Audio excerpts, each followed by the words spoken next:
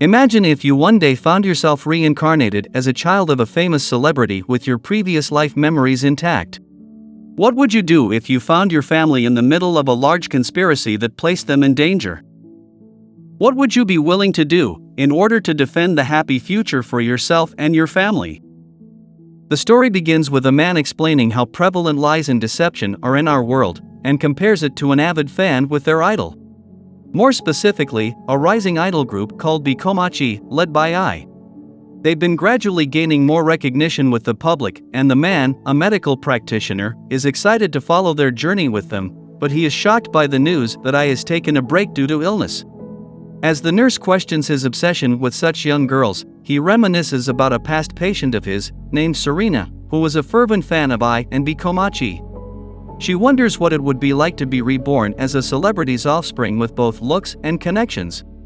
The doctor advises her to not dwell on rebirth and encourages her to become an idol instead after leaving the hospital, promising to become her fan. Unfortunately, Serena succumbs to her illness and passes at the young age of 12.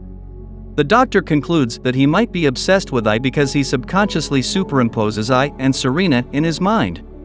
However, his nurse suspects his motive is impure, accusing him to be a lolicon. He heads back to work, and he meets with a pregnant patient, but upon her removing her cap, he immediately recognizes her as I. He excuses himself to prepare for her examination, but is left bewildered by I's pregnancy. When her guardian questions the identity of the father, I insists it's a secret. Following the examination, the doctor confirms that I is 20 weeks into her pregnancy with twins. Her guardian is also the president of their agency, and he expresses worry that any news about I's condition would have dire consequences for both her career and the company. I seeks the doctor's guidance, but he insists that she must make her own decision regarding whether to keep the babies. In the lobby, he overhears two men discussing rebirth and celebrities having children, along with their distaste to stand female idols that have kids. He ponders their ideologies while gazing at a photo of Serena on the rooftop. At that moment, I arrives, and he inquires whether she came to this rural hospital to evade the public. At her surprise, he states a past patient was a huge fan of hers, and I admit she didn't expect anyone to know her here. She discloses her strong desire for a family, having never had one before. But she doesn't want to give up being an idol, so she plans to keep her situation hidden. I reflects on the nature of idols, who are worshipped and glorified through lies. They deceive the crowd by smiling on stage, but she longs for genuine happiness, both as an idol and as a mother.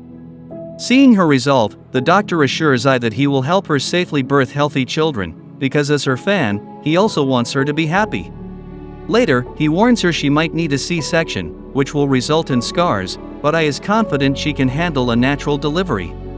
Afterward, they continue to monitor her condition until finally, the expected delivery date arrived. The doctor promises to come back when he gets her call and begins his trek home, but suddenly, a hooded figure appears behind him, asking about I.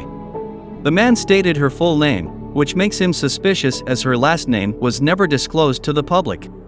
The man runs off, and the doctor chases after, but after losing sight of him, it gives the man a chance to push him off the cliff. The doctor's phone then starts to ring, and he wonders if I is in labor. He wants to fulfill his promise to her, but his body won't listen to him. In his final moments, he reflects on Serena's words about rebirth, as he's never considered it seriously until now, since there was no need to. The doctor has died, but when he became aware, he somehow ended up reincarnated as I's son, Aquamarine.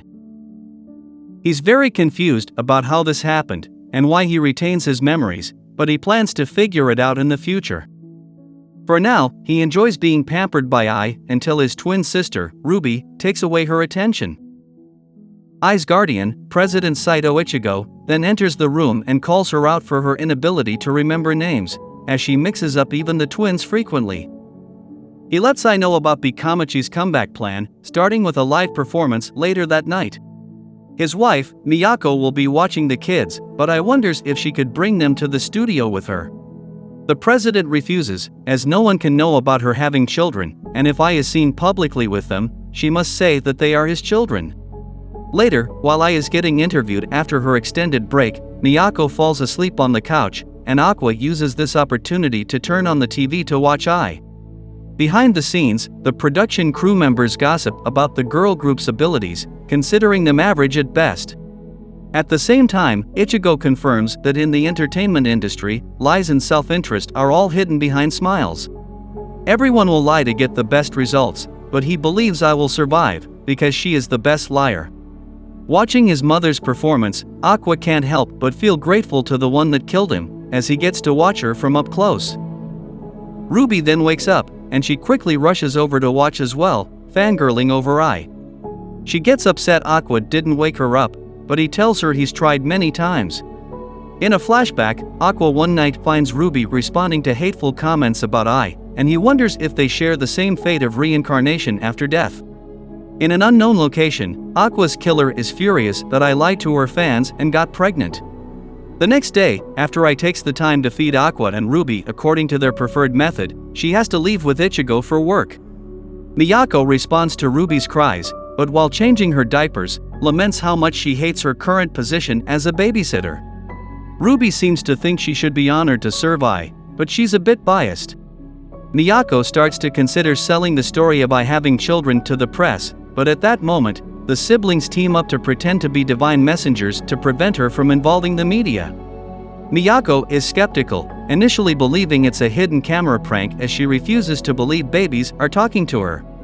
But Ruby tells her that Ai is God's chosen, and if she keeps the secret, a chance for a second marriage with a handsome actor isn't out of the question. She happily agrees to her offer, and Aqua praises Ruby's ability to act and asks if she was in theater in her previous life. She denies it, instead revealing that she grew up in an unusual environment. While Ruby sleeps, Aqua reflects on how similar Ruby's passion for Ai was to Serena's, and subconsciously calls her name, waking Ruby. She thought he called out to her, but at his denial, she leaves, but she confirms that she is indeed Serena. Several months later, Komachi's rise to success did not happen, and Ai gets frustrated with her low salary. Although she enjoys working as an idol, she desires to provide opportunities for her children by sending them to good schools, but as it is, she feels she can't give them happiness.